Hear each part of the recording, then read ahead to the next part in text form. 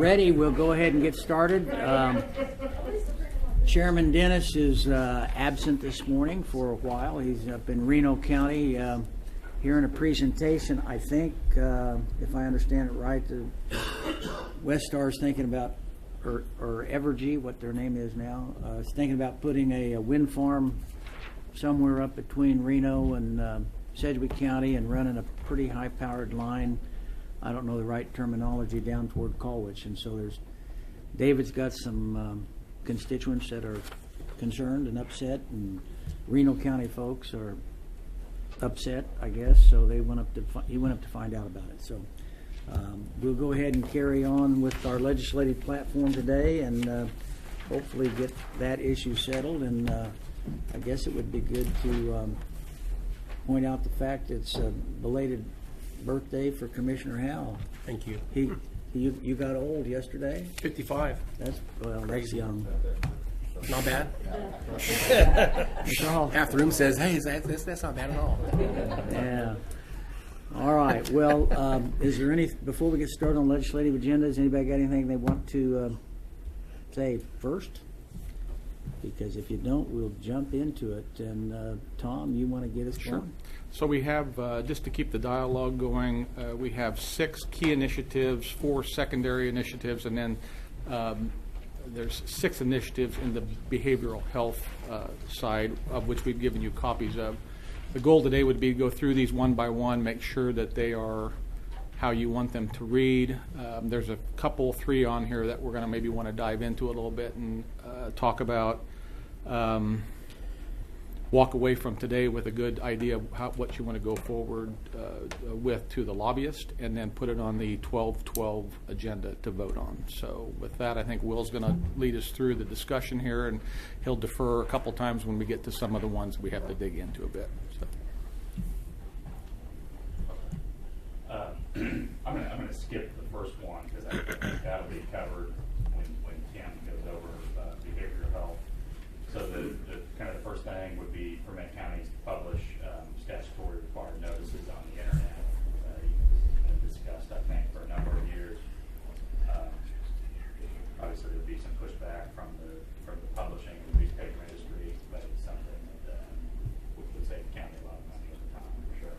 So there's any discussion on that. I think everyone kind of knows what the purpose and goal is. How should we handle this? If there's lack of any objection, we assume that it's good to go forward. Is that good with the commission? I do have one question on this one. Talking to the publishers again, I support this idea. I think it does save money, but in terms of archiving and knowing where to go find information, let's say 10 or 20 years after the fact, which we do sometimes on certain issues. How do we archive this in a way that people know where to go find it, and who has responsibility to host this forever, if you will?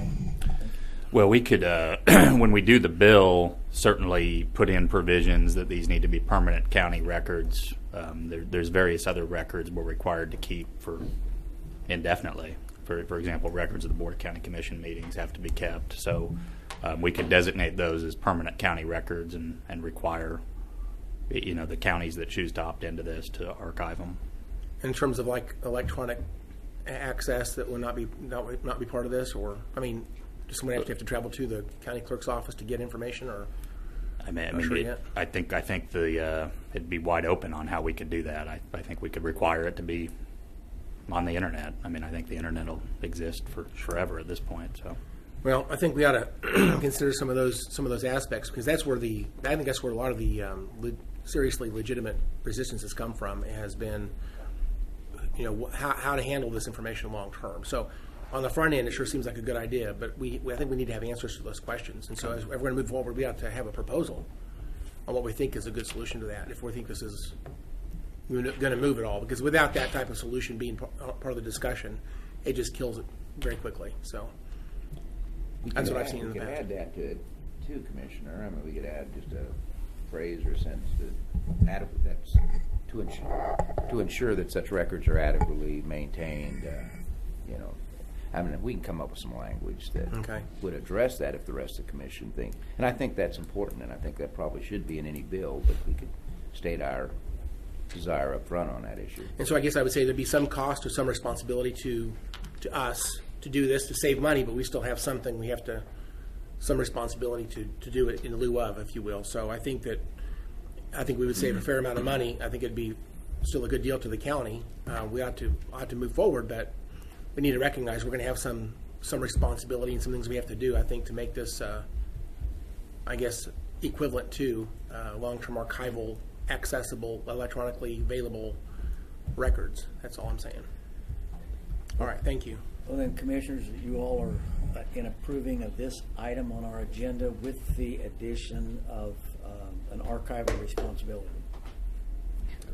Okay. Okay. The next item regards permit counties to not send out personal or real property tax bills if the amount owed is less than $10. I talked to the county treasurer yesterday, and I don't know if she copied all of you. She sent a note, I know, to the chairman that said she was no longer interested at this point of trying to promote this issue. I think there's some pushback from her organization, State Treasurers Association, and so she just doesn't think this is the right time to pick this fight. So. Yeah, what the pushback is? Yeah. I don't know if Linda came up today. I invited her up. She wasn't sure she was going to make it. I think as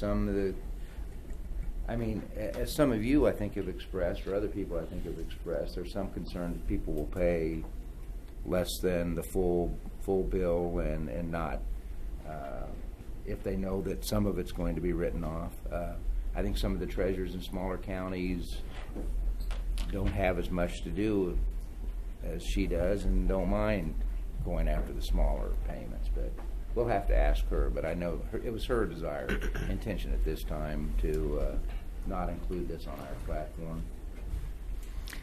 Okay, I'm a little disappointed. I think it makes a logical case for us, but I mean, there's no sense in us trying to press it forward if our own treasurer, not for whatever reason, is not supportive right now.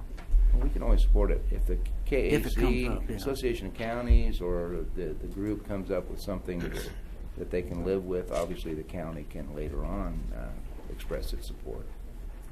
But the likelihood of the KAC trying to advance it without support of the treasurers organization is not very high, is it? No. Yeah. Okay, well then we'll just put that on hold for now. Is that? I have a question on it. Are we talking about, you said the word write off. I think that's one way to do this. The other way I think was discussed, I was trying to brought this up, that would be to carry that balance forward and essentially not go after it, not consider it delinquent, and maybe not even charge a late penalty, no interest on an unpaid bill, because it'd be qualified essentially just to roll it forward until it hits the threshold. It was worth sending out a bill and collecting it at that point. So some people might have irregular billings and irregular responsibilities to pay that, but it would be a way to not write it off. I mean, I think there's a fairness issue. So I guess I would like to know her perspective, or the Treasurers Association's perspective. Is it the write-off that's causing trouble, or is it any of this? I think I need more information. Well, we weren't suggesting writing off bills. We were just saying not billing for them. Sure, I agree until with they that. reach a certain threshold. Yeah, I had actually taken the write-off part out in this latest draft, but I spoke to Linda briefly yesterday, I think before she spoke to Mike, and she seemed disinterested at this point, so there must be some pushback on a statewide level. Certainly something we could revisit as the session starts up. So we'll move that to a holding position from our perspective. The next item, and again, I've changed this a little bit from previous drafts, would be to allow counties designated as urban areas, which would just be a handful of counties in the state, to have the same power as cities to abate nuisance properties and assess the cost to the property owner. So this would limit it. We could even just limit it to Sedgwick County, honestly, pursuant to our urban area designation from last session. And Chris Labrum, I believe, is here and is going to take the podium and discuss this and potentially answer any questions anyone has.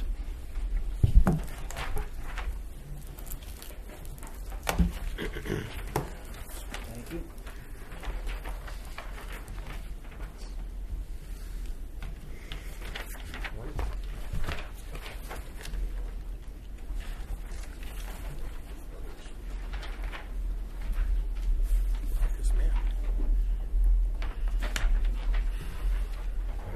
Good morning, Commissioners. Mr. Stoltz. Yes, so currently we do not have an abatement code. We repealed that some months ago as part of the Barnes versus Cowley County Kansas Supreme Court decision, which stated that counties do not have the power to do a self-help abatement. So as it stands now, in the case of a damaged structure, normally by fire, could be by a vehicle or some other event, where the insurance company as well as my department condemns the building, then we do collect a portion of the insurance proceeds by state law. And if the property owner does not remove the unsafe condition, then we go ahead and remove the building. So we have one case where that has not happened. We'll see that at a public hearing tomorrow. I need to make sure I specifically don't discuss any details of that today, so I don't open the public hearing prior to the public hearing. But in every other case that since I've been here, the landowner has either taken care of the property or at least made it safe. We currently just had one where it was condemned and a loss by the insurance. They paid it out, but the owner shored up the building. It was a manufactured home, shored up the structure and boarded up the structure and then put signs around it. And we called that good and gave them their insurance proceeds back.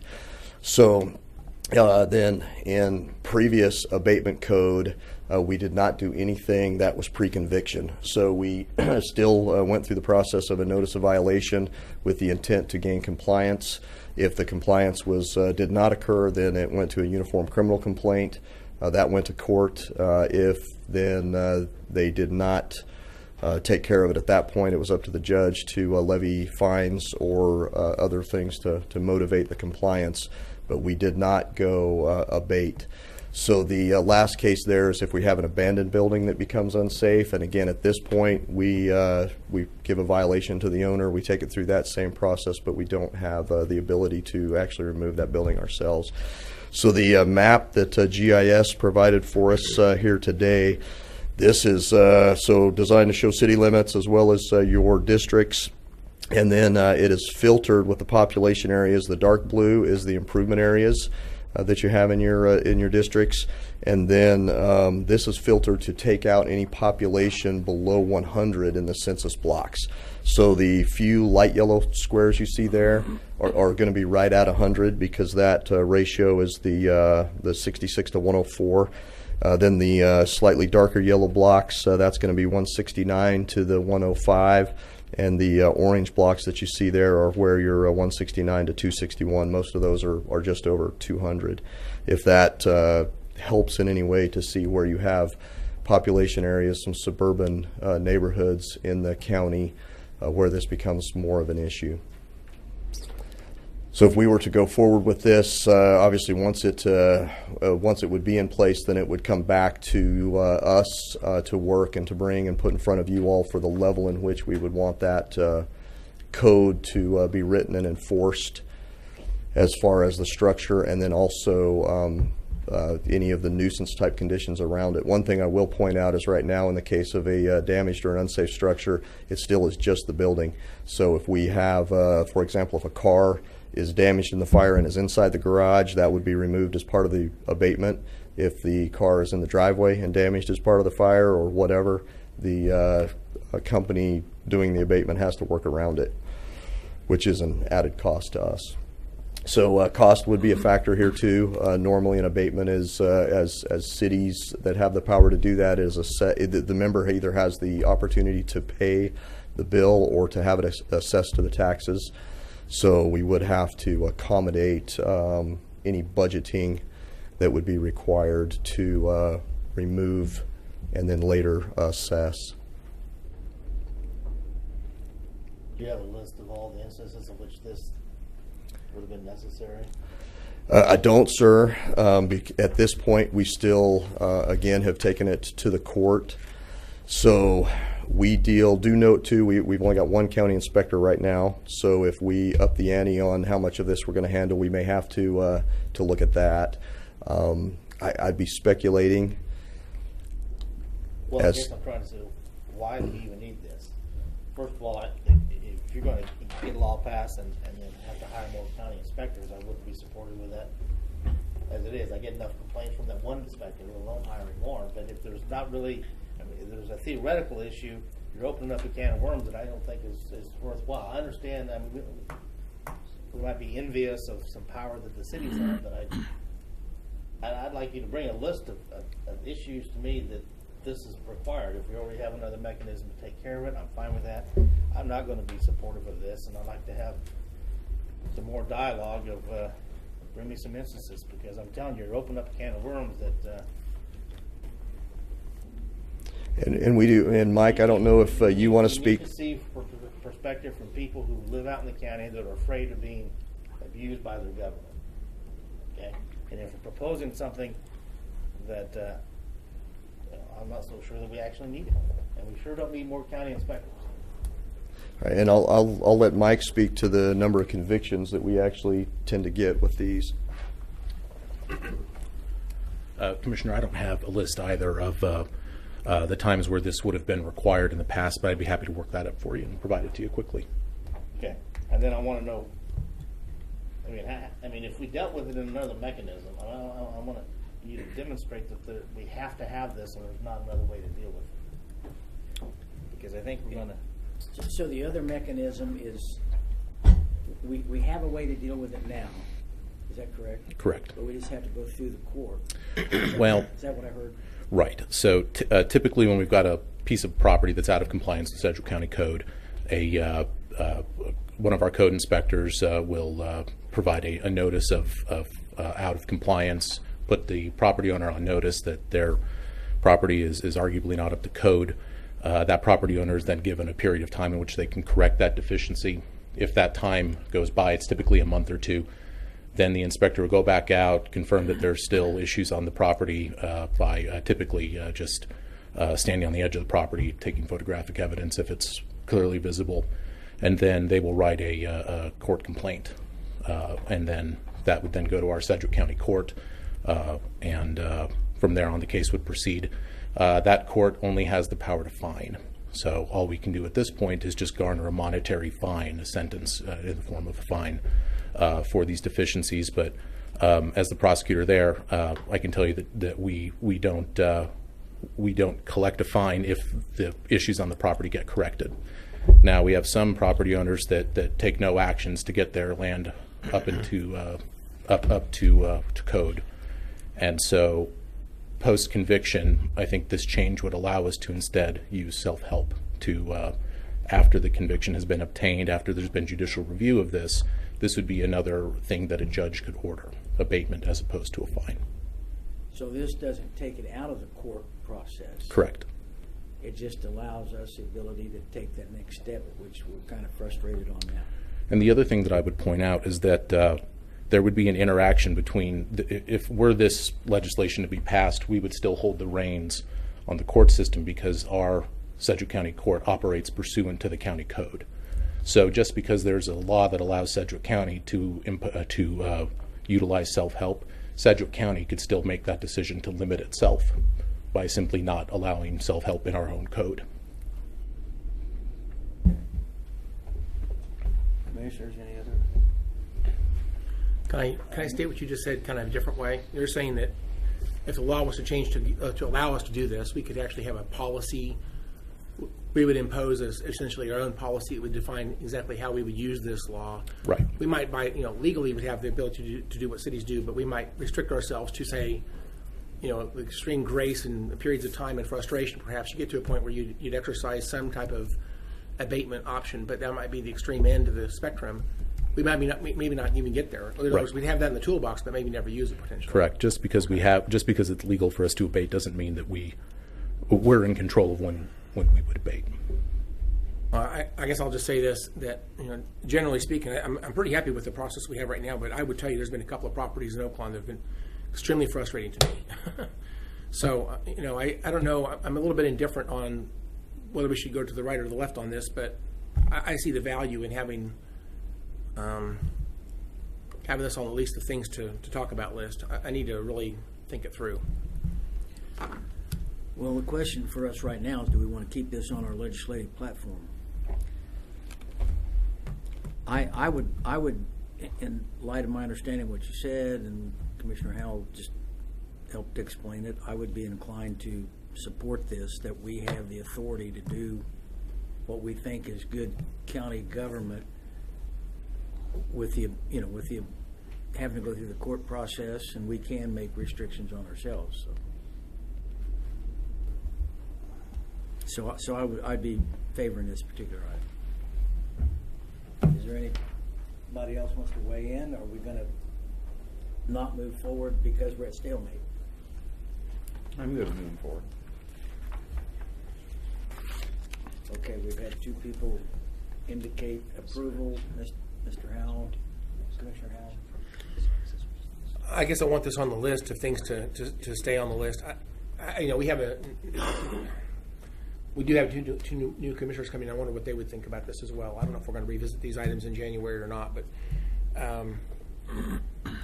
I guess just based on a couple of experiences, I wish I had at least had a tool in the toolbox on a couple of cases over the 4 years I've been here. And I don't want us to become, we would use this all the time. I think that's the concern, that we would, use this quickly. I think that's not my intention. I would like to see us make this the very end of the spectrum, that we would use this in a very extreme case. But I think that the tool in the toolbox might need to be there.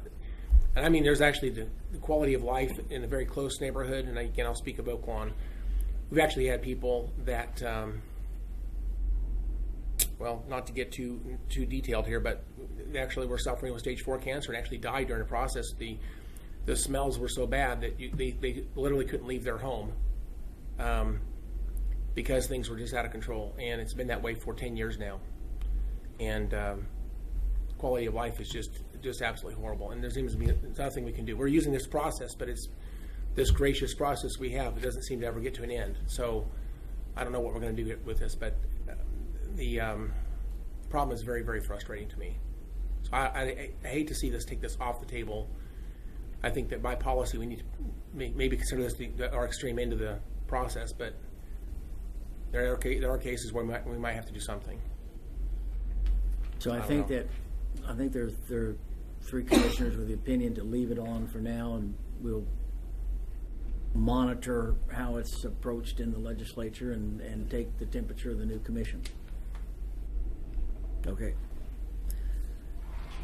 And Commissioner Ranzau's comments are noted. Okay, next. What's up next? The next item is oppose any legislation that would artificially limit or alter property tax valuations. This is the dark store theory issue.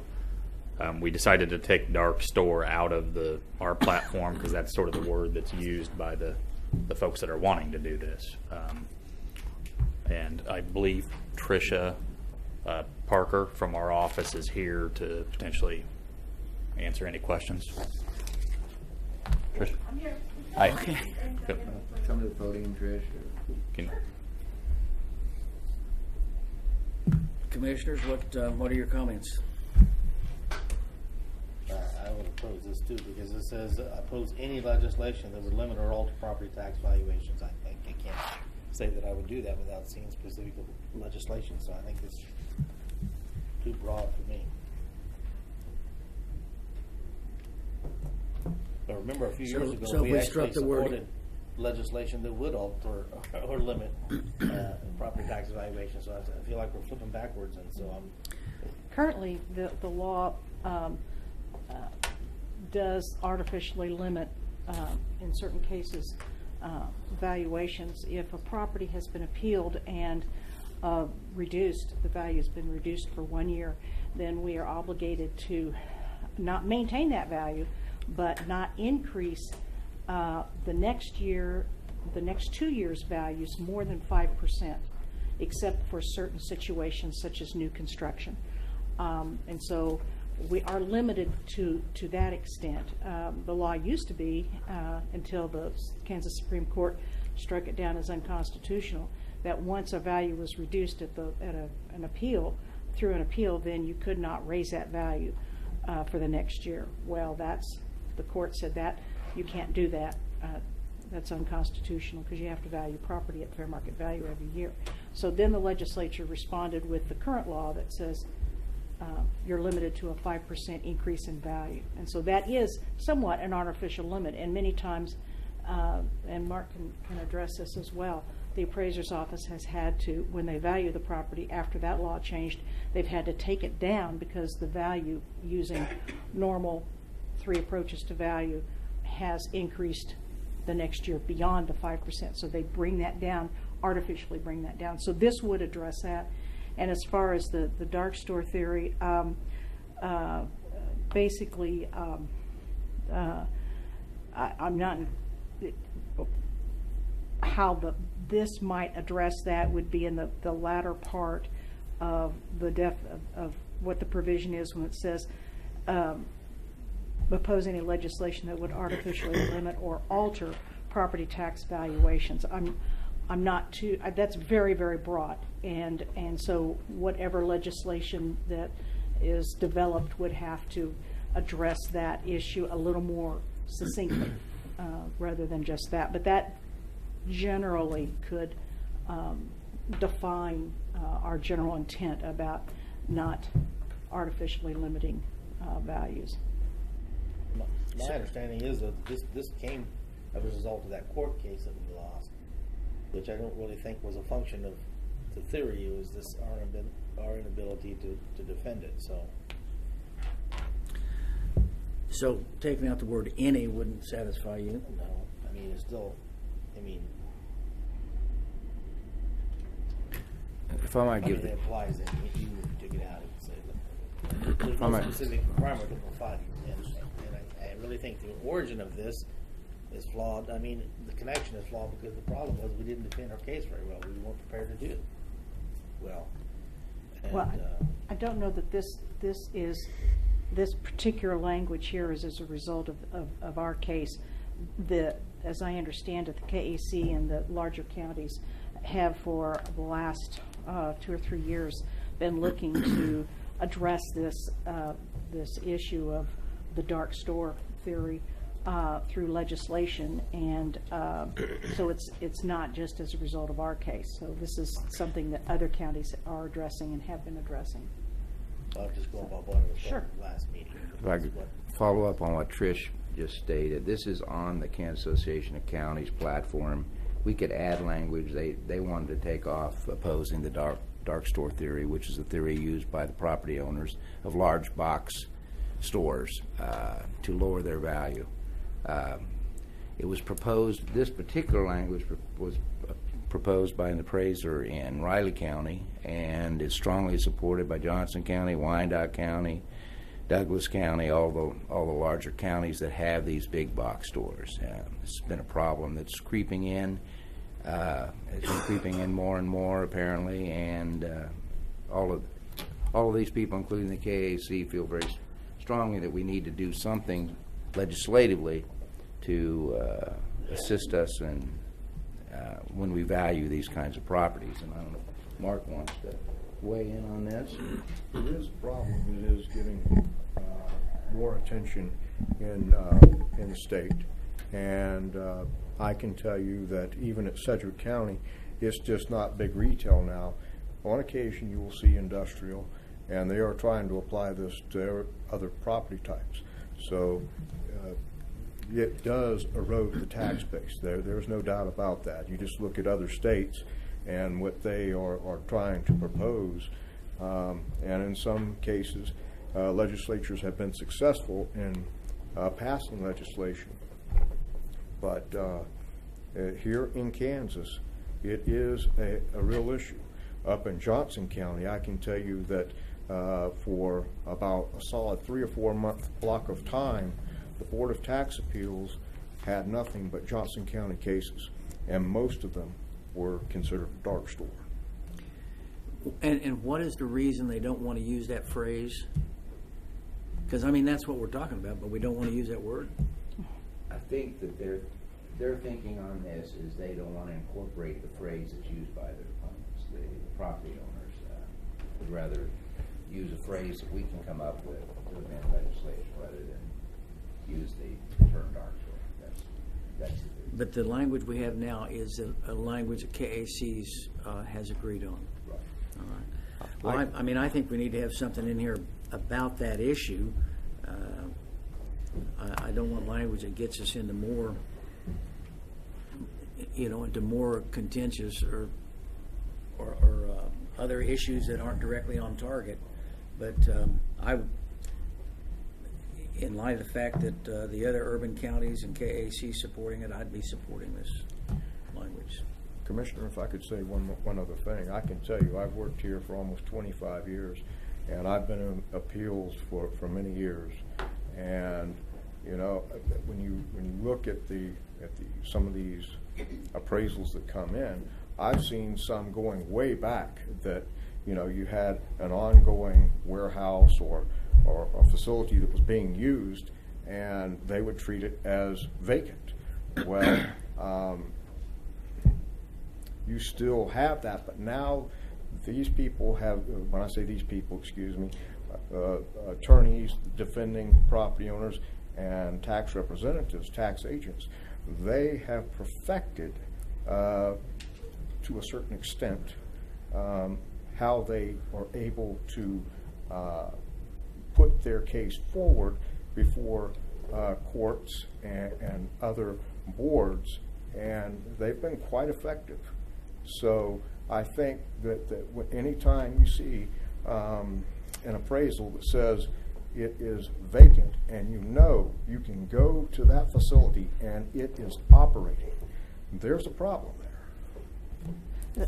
The crux is, as Mark said, is that what they're doing is they're taking, not just in our target case, but the Walmarts and the other cases throughout the state, where you have a viable, ongoing, almost in many cases brand new facility, business operating out of that building, and you value it using comparables that are vacant buildings, much older, sometimes 30 years old, and using second and third generation rents to develop a value and compare that.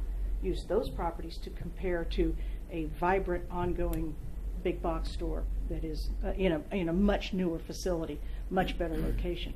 So that's the problem, because they're using dark or empty stores, and that's where you get the dark store theory. So. Commissioners, Commissioner O'Donnell, Commissioner Howell, are you in favor of keeping this on our agenda? No. No? Or are you? I'm okay with it. Okay, so we're 2-2, which means we can't put it on, I would guess. Well, this Until is we still get going to be another- voted on by the full Board of County Commissioners, so we can bring it up for discussion when we have 5 members for the final. Because it'll come to a regular BOCC Yes, it's going to meeting. come to a Okay. regular BOCC. All right, well then we'll go on to the next item, because I don't know how much, what more can we say about this? Okay. Commissioners, the next item would be to support legislation that allows a voter to vote at any polling place in the county. My understanding is this came up during the canvass. There was some discussion. I wasn't there, but so voters during early voting can go to any of the early voting spots or come over to the election commissioner's office and vote. But on election day, you have to go to your precinct. And my understanding is we technologically could allow people to vote at different precincts, but we don't, pursuant to, like, I guess, state Okay, law so currently. would this be specific to counties that have the appropriate technology? We could make it that way, or make it just for Sedgwick County, I suppose, pursuant to an urban area. I'm not terribly familiar with the issue. It was just brought up to me kind of during some of the discussions in the last week or so. Well, I personally think it's a great idea, and we have the technology, and we ought to use it. I don't want to make it such that every county has to do that if they're not equipped to do it, and force somebody into a spending decision. But for counties that have the appropriate technology, I think we ought to say you can do that. Yeah, I think that the key word is allow. Yeah. Yep. Right. Yeah, I mean, perhaps it would be the counties that have an appointed election commissioner that have upgraded their machines that have this kind of technology. I would allow it for any county, because you never know at some point when some county might say, "Hey, now we have the equipment." I mean, the key word is allow, not mandate. And if you allow it, I don't think any other county would would be upset about that. If they don't have the equipment, They fine. don't have to. Everybody's in agreement there, I think, so keep on. I suppose. I'm sorry, can I back up? There's one more thing about this. I think there's a thing called a voting center. In other words, the creation of the vote center I think is a piece we would need in that as well. In other words, rather than being assigned to a poll site and having a provisional ballot on voting day, you can go to any poll site, and there would be some poll sites that would be like mega poll sites. And we would encourage people to go to whichever one they want to go to, rather than being assigned to one. So the idea of having a vote center option, and then not having to vote provisional on the day, I was go to any poll site and not vote provisional. I know that's what this is trying to say here, but I want to make sure that's very clear. Okay. And the creation of vote centers ought to be part of this as well. Thank you. I'm sorry. Okay, no, that's good.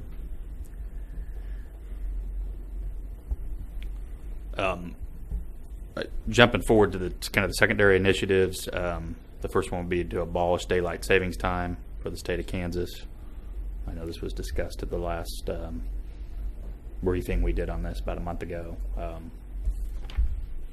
I believe Chairman Dennis was the primary advocate for this, but I know other commissioners spoke on behalf of it as well. So I think it would probably be challenged. Let me just say out there, anecdotally, I agree with him, but doing some research on this, it is a much harder thing than it sounds like. The northern states and southern states have tried to do this. If I understand correctly, I believe that Michigan tried it, didn't work out. Washington State passed it and it failed. That's right. They tried to pass it and it failed. Nevada passed it in 2015, but it requires Congress to act to approve that, and they've not approved it since 2015 when that passed. Indiana did it for a little while, tried to do it for a while, but it's actually very controversial. I remember back in 2009, I think it was, when we changed. I think it was 2009. We changed the dates of daylight savings time when it changed the clocks. The business community came unglued on that because they didn't see the value in it. Trying to coordinate airline schedules, and I mean, there's a business cost, and I don't think we understand what we're asking for necessarily. I mean, from a citizen's perspective, I think it's a great idea, but I think there's unintended consequences, and the complexity of what the process is to get Kansas to do this. Actually, the Midwest states actually have a greater advantage to this because of our position in our geographic position in the United States. The northern states and southern states actually would benefit more from a national change away from DST to just year-round standard time. But for a Midwest state to be successful in this and having Congress approve it's probably zero. So I guess my point is, do we want to use up our bandwidth for something that's never going to happen? That's my question. To have this on our platform and actually spend time talking about it, but you know you're not going to be successful, it seems like a waste of our energy.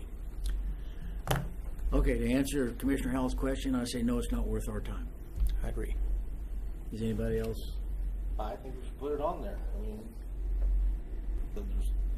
there might, like I said, I mean, the people want it, and I think if you just throw it out there and you keep having a discussion, you never know when things might get changed. I mean, I'm not saying it's going to take up all of our time, but to put it out there and post it out there and say we're interested in it, I think it's helpful. I think the state should let it be known they're interested in it, because, I mean, if you ever got to the point where you could do it, then the business cost would end. I mean, you'd never have to go back and forth twice a year again. I mean, there's business costs there, and it's just stupid. So let's do it. I don't know. It's a secondary initiative. I'd support that. Let me throw it out there. I would like to, maybe lobby our congressional delegation to push this issue forward. Nationally, it makes a lot more sense for one state to do this. Well, I think there's consequences we ought to understand. I think a simultaneous thing would be helpful. Just like I was going to say the same thing about the last one here when we get to it. I mean, there's probably a couple issues that probably need to be tackled. I mean, the state needs to be involved or supportive, and the national or federal delegation needs to be supportive as well. Anyway. Commissioner O'Donnell, you want to make any comment? I don't think it's necessary. I don't either. I just think it's, at this stage of the game, it seems like clutter almost. I mean, I think Commissioner Dennis advanced this, trying to, as a health issue for people my age. He says, people your age, they all have heart attacks the day you spring forward. He says he didn't want me dying. So I appreciate. Well, he told me that. And so, but anyway, I don't know that it. I appreciate the comments, but in my opinion, I don't know that it rises at this point in time to the level that should be included in our legislative agenda. So you'll take your chances. Yeah, I'll take my chances. I'll take my chances. I'll drink my orange juice, whatever. Okay, I think that the consensus here is that it not be included. And when this comes back to the bench, I suppose that a commissioner could make a motion to put that on. Okay. The next item would be to permit Sedgwick County to hire retired workers currently receiving CAPERS benefits without paying the penalty under existing law. And, I think as we discussed at the last briefing, this has kind of been an ongoing issue, and there's been multiple changes that are made. I think Commissioner Howell and Commissioner O'Donnell can probably attest to the fact there was probably legislation every session that I'm aware of relating to this. And it currently requires, if someone's retired from a CAPERS organization, they come and work at the county, we can hire that person, but we have to still make their CAPERS contribution. They receive no benefit from it. And that's, I think, where the word penalty comes from. It is a penalty because it requires Sedgwick County to pay that CAPERS benefit, but the employee doesn't get any benefit from it. So there were some changes at the beginning of this year that altered that somewhat, but the fact of the matter is I think that it's in place to continue to adequately fund CAPERS. That if we've got employees working here, we're going to have to make a CAPERS contribution. So I'm good with leaving it on. Is any objection to having it on there? You? Okay, what's your thought? I think we want to, it's there for a reason, and I'd have to hear from the CAPERS. I mean, we had some discussion last time. I'd have to hear from the CAPERS people or move forward. But I suspect there's support. So I would say this. I think there's two sides of this. I understand from our perspective, we'd like to hire someone who wants to work here and not be penalized. I get that. I think that's good. That's why it's on here, I believe. But there's also the other side from the state's perspective that the people basically will take their pension as early as possible and continue working in their job they've had forever. When they hit their magic number of 85, they'll retire, take those benefits as early as possible, and continue to get their high salary and fit right back in the same organization they came from that earned those benefits. And so from their perspective, it's abuse of the pension system, which is already underwater. And so that's, again, I think the nature of the penalty is to discourage employers from allowing that to happen without some type of penalty to the employer to want to get into that. So I see both sides of this. I can tell you that this has been this has been probably the hottest issue in the Pensions and Benefits Committee for a long time. The legislature is very aware of this, and if we're going to take a position on this, I guess we ought to understand the state's perspective on this before we put this on our agenda, because it's actually it's more controversial than I think we understand at this table. I want us to be very cautious with putting this on our agenda as a priority. So I guess I'd say no. Okay. I appreciate the comments. Saying things that might not be popular in this room, but they got to change the design from a design benefit plan, whatever it's called, defined benefit, to just a defined contribution plan. And then a lot of this issue goes away. But I don't want people in this room who are counting on this plan as it is now to throw stones at me. But they got to fix that. It doesn't. Design benefit plan is. I don't see how it's sustainable going forward, and that's the big problem here. But I do think there's got to be a way that we can use people who are skilled and experienced to help us, carry on county business if we can use them. I don't know whether it's in social services or where a lot of that could be used. I think that was the example that Commissioner Dennis gave. But I like to throw out there, they did create Capers 3, Tier 3, I should say, which was done, I believe, in 2015. I'm going to do my best to describe this, but basically, it's kind of like it's a hybrid program. It's like a defined contribution program, like a 401k, until the end, and you have the option of rolling that over to a private insurance, private retirement product of some sort, an IRA or whatever you want to do there, or you can annuitize that, and Capers will provide you some annuitization options to essentially sell your balance and get a monthly payment for the rest of your life. So it is like a DC plan, not a DD plan, within Tier 3. Am I saying that correct? Over. So I guess essentially they've addressed this somewhat. Kelly's in the room. They've addressed this somewhat. It's not like it used to be. There was a Tier 1, and then it was changed to Tier 2. Now there's Tier 3. And Tier 3 is the only option for any new employees. So this idea you're going to work, a traditional job and get a large benefit for time alone without that fund essentially performing in the in the markets, and then essentially whatever the balance is, you can annuitize it. That's how it works now. So I think they've essentially addressed this as a hybrid plan. okay, so the question is, do we leave it on or take it off? What's the consensus of this, of the four of us, knowing it can be changed when it's finally brought to us? Because we got to have these.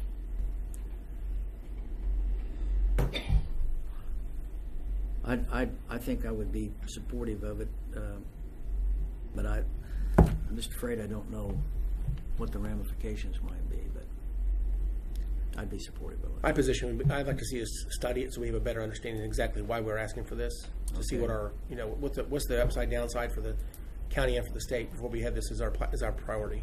Okay. That's a good idea. All right. So pull it and do more analysis. I think so.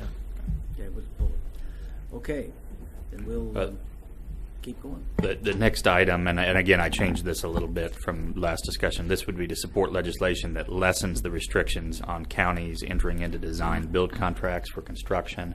I think previously we talked about just permitting.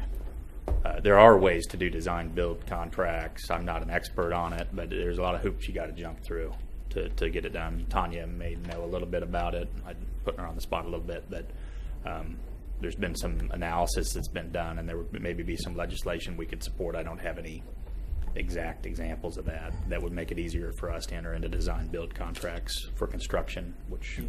Yeah, I think this language is better. Okay. I mean, if we want to move something forward, I think we should sit down though and, write the legislation. It'd be easier just to write the legislation, or, because we might even just be able to get it, if it's not statewide, just under our... Yeah, just as from our urban area designation. Right, and it might be easier than what we think, but it's probably going to be incumbent upon us to actually write it, So we would work with our lobbyists to get that done? Yeah. Yeah, and I think need to probably work through facilities and talk to some of our construction partners that we've worked with in the past on things that we could do that would, these projects would still go into the competitive bidding marketplace, but it would just make it easier to do a design build. But with that understanding, we'll leave it on there for now to show our interest in it. Yeah, I think it's Okay. pretty broadly written at this point, but last time we talked about permitting it is permitted, but it's just cumbersome to do those projects. Okay. So the final item we have, which this came up during the last commission meeting, was to support legislation that would lessen restrictions on employers to hire 14 and 15-year-olds. I would note, and I think Sheena did a little bit of research as well, most of those restrictions are federal through the FLSA. So, from a Kansas legislative platform working in Topeka, there's probably not going to be a whole lot we're able to do on that because there's federal laws that put a lot of those restrictions in place. But we certainly can still leave it on there. So, Well, I haven't had a chance to read it. It'd be helpful to know what those restrictions are at the county level. But like I said earlier, this is probably something that would take a dual approach. And if we put it on the agenda, I'd be willing to submit this to our federal delegation, say, hey, this is a concern. It came up. you're giving us money at the federal level to help kids get jobs, and here's something you could really do. If nothing else, if they would let the states take over that area of responsibility. I mean, you could have your federal laws, but then if you said, well, but if a state wanted to substitute their laws for that or whatever, I mean, there's lots of ways to do it. So I'd be willing to take that to them and say, hey, here it is on our deal, and can you help us with it type deal. But I don't know what the others think. So, but this is something I've run across a lot with my kids and other people, and they're complaining there's a small number of businesses that will hire 14 and 15, and it's just a hassle. And so personally, I'd like the parents to be able to make the decision about where their kids work and et cetera. But anyway. And Commissioner, I have printed out the handouts of everything that was sent out to you if you would like those, or if you would like to read them online. But what the federal government mainly does is deem what is hazardous for those individuals, and then what hours they can work and how many hours total they can work. Yeah, and the hours is what gets very complicated and difficult. And to what extent we duplicate those or exacerbate it at the state level is something worth looking at. But May I throw out there? I think, from the state legislative perspective, when they pass a resolution, to them it's not the same as our resolution. We pass our resolutions like a county law. Their resolution is essentially a statement. I would encourage the legislature to pass a joint resolution encouraging Congress to address this. We could put that on our agenda. That would be a way for them to address a federal issue. It could be on our state platform for them to pass a joint resolution, House and Senate joint resolution to encourage Congress to take this issue up as an item of needs to be changed in congressional levels changes. So, I think I could agree with that perspective. are we aware of any state laws that restrict this age group? 14 and 15-year-olds, we follow, the state of Kansas follows the federal law on that. And that's what we say in state, basically. A lot of times we say we refer to whatever. may I suggest we might add the other federal issues on our list here and essentially ask those to be joint resolutions as well. I think that's the only way we can really speak to Congress with a bigger voice. Would we have the state itself ask for that? So you could do the same thing, with daylight savings. Exactly. Right. Okay, I don't think, is there any objection to that suggestion? We'll combine those two into one, and Yeah, or however you want to do it. Take the same approach for both of them. Yeah, and put that on here. Then that'll be okay. I mean, I don't want it to look like Sedgwick County is in favor of starting a sweatshop for 12-year-olds. Well, that's kind of going backwards to the DST thing. I would support that. I think the idea of putting this on our Kansas platform, asking our Kansas legislators to change a Kansas law, to me is not something I would support right now, because I think it's more complex than we realize. But I think encouraging Congress to do that with a joint resolution actually doesn't make good sense. I'd support that. Okay. And got it? Okay. Yep. Got to go to Tim now, right? Yeah, I'm going to defer to Tim. Tim, we have a second handout, which is the 2019 Behavioral Health Legislative Agenda items, and Tim's got 6 items, and so I'm just going to... You had asked that I look at these and prioritize them, and I did, and I added one. I can go through them again quickly. The folks that have helped us with this were clearly a little more wordy than the first list, so we could cut that. The highlighted, the bolded areas are the concepts that are important. The first one is to address the grant reductions that have happened over the years. Right now, it would take about somewhere between $13 and $20 million to restore funding that has been cut over time, primarily in the late 2010, 2007 through 2012, roughly. There were some significant reductions to grant funding that went to CMHCs specifically to pay for services for the uninsured. 12 to 13 million for the whole state? For the whole state, yeah. So here that's 2.6 to 4 million, roughly, 4.2, somewhere in there. Payment for services for the uninsured, if it's not covered by the state, it's going to be picked up locally. And so this is a way to shift that burden back to the area of responsibility where it used to exist with the state. So that's item number 1. Item number 2 kind of addresses that first item on the other list, in that in the 2017 and 18 legislatures authorized a mental health task force to meet and come up with a number of different recommendations, and one of those recommendations was regional hospitals to supplement and augment the services that are delivered in Larned and Osawatomie right now. So we would support the state in developing a local state hospital, a regional hospital here in Sedgwick County, to lessen the burden on families and individuals that need state hospitalization. So that's what number 2 is to support that. Again, we don't want to run the state hospital. We would like it to be a state hospital and let them run that, and we would continue to provide the outpatient community-based services and let the state be responsible for the state hospital. It would be great if they would locate one here. The third item on the list is to enhance Medicaid rates for behavioral health. In 2001, I had just started here. There was a rate increase for a number of different services. There has not been a rate increase since. Certainly costs have continued to escalate. One of the costs that has escalated the most is cost for medications. New medications are always very expensive. They're very effective, but they're very expensive. And a rate enhancement would help support some of the costs that have been shifted to the CMHCs in that regard. So that's what number 3 is about. Number 4 talks about opposing efforts to destabilize the public mental health system. And what that's about is there are other parts of service systems, and mostly it's coming from FQHCs right now, that are advocating that Medicaid codes that are restricted right now to community mental health centers be opened up to any willing provider. And the state statute right now limits those codes, or what the state statute does right now is demands that CMHCs provide service to anyone without regard to their ability to pay. So CMHCs are the only entity that's required to deliver behavioral health services to the uninsured.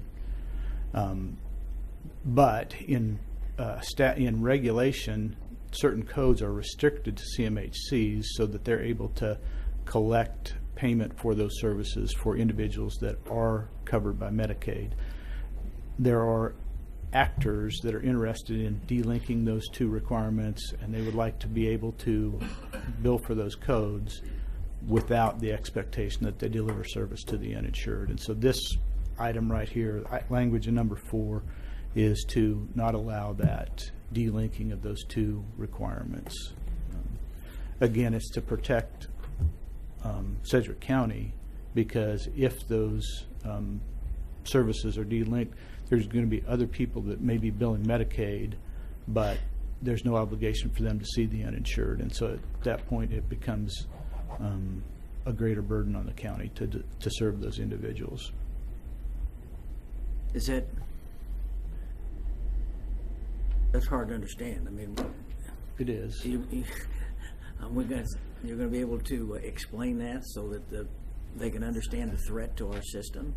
Yeah, I think most legislators are aware of I think most legislators are familiar with the expectation that CMHCs are the only entity that's required to deliver behavioral health services to anyone. And it's in statute that they're required to deliver those services without regard to ability to pay. So we have a sliding scale that slides to 0. Other providers in the community, whether it's a family physician or an FQHC, may deliver behavioral health services, but they do not have to slide their scale to 0, and nobody else does. The CMHC in every community is the entity that delivers the behavioral health services to the uninsured at no cost. And so that's the reason for this item, is to make to recognize that the CMHCs are the safety net for behavioral health services. If you take away the one viable funding service for most of the patients that they see, or spread that out, it damages the that safety net. So really, this is about maintaining the safety net, keeping the safety net whole. But what entities are wanting to do that? Primarily, it's the FQHCs.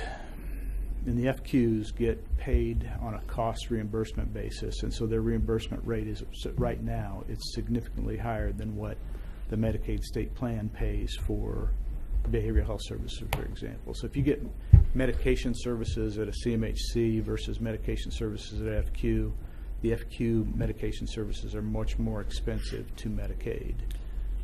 What's an example of a FQ? Grace Med, Hunter, those folks.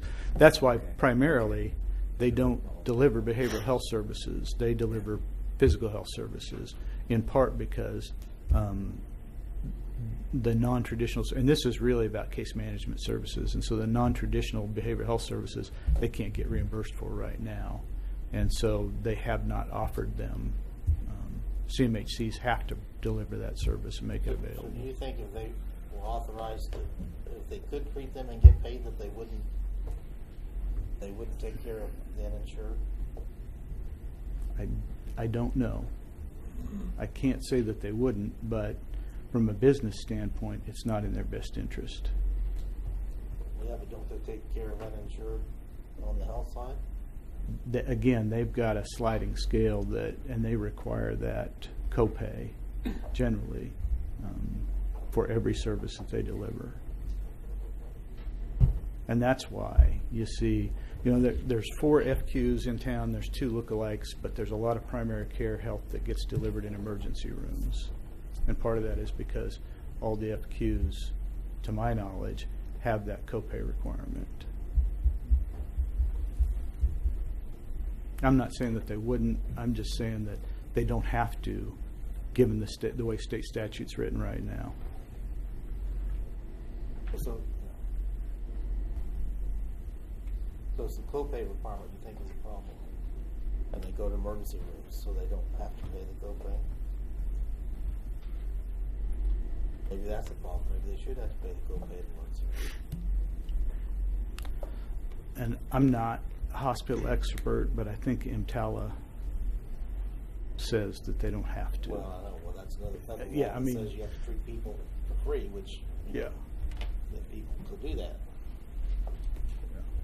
I mean, maybe we don't want the mandate on us that we have to treat people who are uninsured with that. Maybe we should be able to do a sliding scale.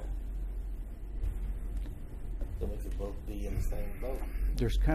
There's a parallel between an EMTALA and an emergency room and a CMHC that is required to deliver crisis services. So we deliver crisis services. The emergency rooms deliver all that primary care because they're there. Community mental health centers have to have a crisis program, and if somebody's not getting served because they don't have a copay, they end up going somewhere, and they'll go to the jail, and then they'll come to the crisis center. Well, but I said, if we have the flexibility, we can work with that still to ensure that doesn't happen, but it doesn't mean we can't do copays, and it's about having a flexibility. I mean, there's unintended when the government forces an entity to provide service for free, people will use that service for free, right? They'll figure out a way to go there, and so there's. And some of that loops back to number 1. And again, if those grant funds were restored, then it eases some of the pressure on CMHCs to deliver those services to the uninsured. Okay, we're ready for number 5 here, right? Okay. Maintain and enhance the school pilot funding program funding. The pilot has been in effect since August. We have seen now, I believe, around 300 additional kids. We don't have enough data right now to talk about system successes, but we have tons of real positive stories for individuals. And so what we would like to see is that we make sure that pilot program continues into the second year, because we've seen some really good results in a short period of time so far. The pressure is coming, I think, from some of the other districts across the state, that it's being piloted in 6 districts right now, and there are some who would like to see that money redirected somewhere else because they don't have a pilot in their district. That's the issue. Well, we're a big district. We need it in Sedgwick County. And then the last one is to continue to support the community crisis centers. You know, we've talked many different times about the community cost saving, the cost avoidance that we've demonstrated with the community crisis center that we have. The funding that we receive from the state is the thing that makes that happen. So that's that item. There's no danger of losing that, is there? Or is that pretty much understood? I mean, It's really well understood with the current administration, but we've got an administration change coming, and I think there's probably going to be not a lot of carryover from a staff perspective, and so we're trying to make sure that from a legislative perspective they support and protect that funding until the new administration becomes familiar with the successes. that's something important to make sure your South Central delegation is, I'm sure there's enough people there that support that and can help. Okay, so this document, assuming its final approval, will just be added to the platform. Is that correct? Is that the thought? Yeah. Last year we had an integrated platform, and I think there were maybe 3 or 4 items from a behavioral health perspective. If we want to trim, I'd trim from the bottom. But again, I think they're all really pretty important to have on there. You know, I agree. I think it's well written and presents what's important to Sedgwick County government as we try to take care of our responsibilities. So I support this. Is there any objections? I don't see any. So y'all understand where we are on this? Okay. Yep. All right. Anything more? I don't have any other items at this time. So. Okay. Tom, anything more to go here? That's all we had, sir. Okay.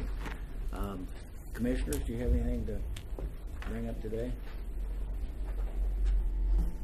No, thank you. Jim? I would like to have some conversations with Glenda Martins, maybe whoever else would be interested in this, but at least her and Judge Kevin Smith and some of the folks in the community are talking about some tweaks needed to Senate Bill 367, which is the juvenile justice bill we passed a couple years ago. It was mostly good, but I think we ought to at least have a conversation about some potential changes that might need to be made to that language.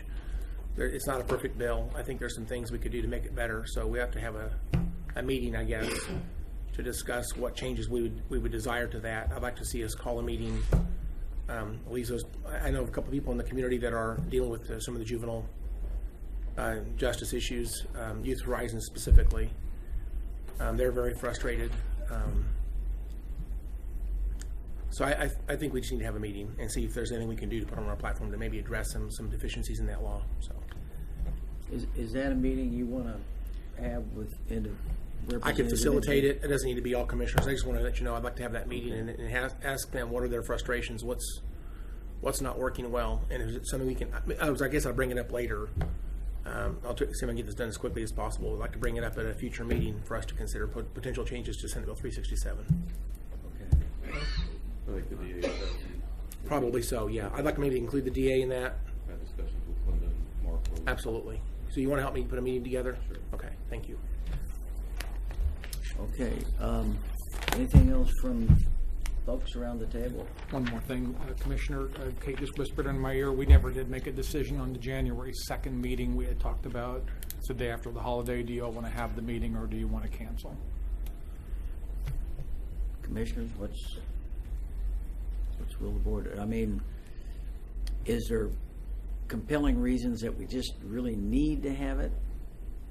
I mean, getting everybody ready the day after a holiday is sometimes awkward. I guess that's a word. Well, we have December meetings on 5/12/19 and January 9. So the only negative I can see is it takes us from the 19th through the January 9th time without a meeting, but I can't answer the question if there's a compelling reason right now because I don't know what county business is going to come up between now and then. But historically, we have not had commission meetings on day after holiday.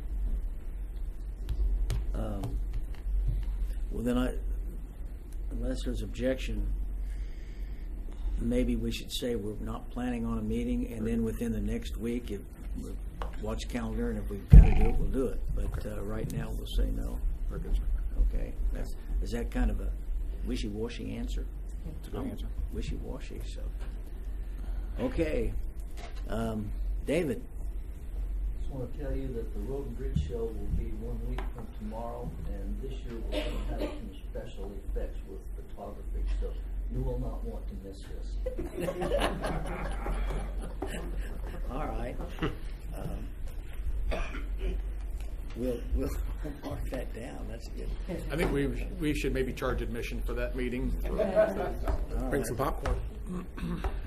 Okay. Well, that's good notice. Anyone else got anything to bring up?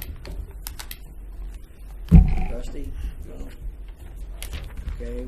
Bert, Tim, David, anybody? All right. From elected folks in the room that haven't had a chance to pipe in or pipe up or whatever it is. Okay. Anyone else then? All right.